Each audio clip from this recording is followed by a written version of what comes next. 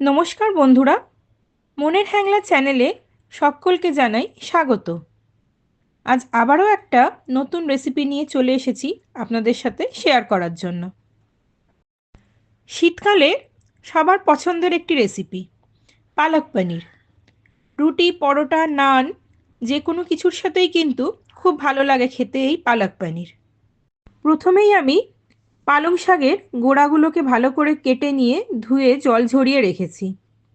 এবারে একটা কড়াইতে পরিমাণ মতো জল দিয়ে 2 থেকে 3 মিনিট মতন শাকটা ভালো করে আমি ভাপিয়ে নেব। ভাপানো হয়ে গেলে একটি পাত্রে আমি ঠান্ডা জল সাথে বরফ জল দিয়ে তার মধ্যে শাকটা আমি দিয়ে দেবো। এতে করে কিন্তু পালং শাকের রঙটা একই থাকবে।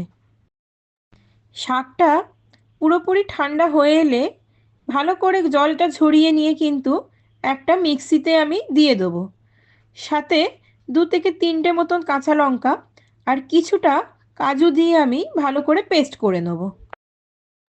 হোটেল বা রেস্টুরেন্টে পালং পনির নিলে কিন্তু দেখবেন পনিরটা কাঁচাই ব্যবহার করে, তবে আমি বাড়িতে বানিয়ে খেলে একটু হালকা করে ভেজে নিই।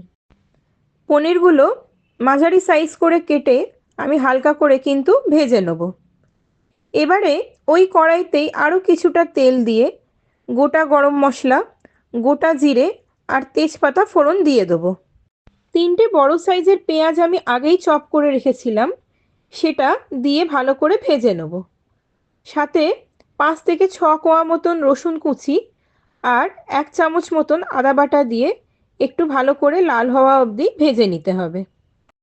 পেঁয়াজটা বেশ লাল লাল হয়ে আসলে 2টো মিডিয়াম সাইজের টমেটো আমি চপ করে রেখেছিলাম সেটা দিয়ে দেবো।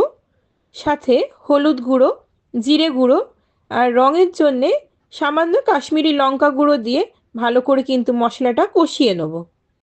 মশলা থেকে তেল ছাড়তে শুরু হয়ে এলেই কিন্তু পালং শাকের যে পেস্টটা আমি করে রেখেছিলাম সেটা পুরোটা দিয়ে কিন্তু আমি ভালো করে নেড়ে নেব।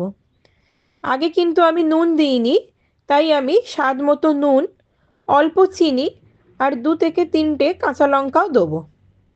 ঝালটা কিন্তু বুঝে দেবেন, কারণ পালং শাক পেস্ট করার সময় কিন্তু 2-3টে কাঁচা লঙ্কা আগে দেওয়া হয়েছিল, তাই যে যেরম ঝাল খান ঝালটা কিন্তু সেই অনুযায়ী দেবেন।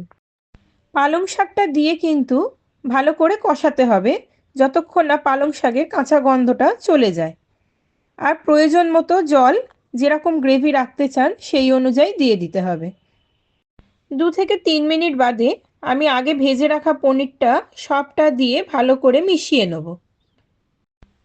পালং পনির কিন্তু আমার প্রায় হয়েই এসেছে।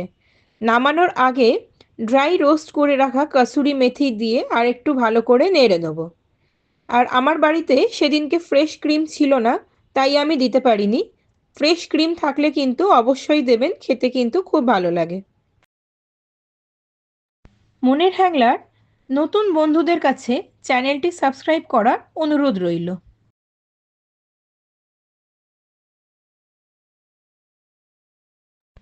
মনের হ্যাংলা আরও নতুন নতুন রেসিপি নিয়ে কিন্তু খুব তাড়াতাড়ি আসতে চলেছে, তাই মনের হ্যাংলার রান্না আপনাদের কেমন লাগলো অবশ্যই একটা কমেন্ট করে জানাবেন। আর ভালো লাগলে কিন্তু লাইক বাটনটা প্রেস করতে একদম ভুলবেন না।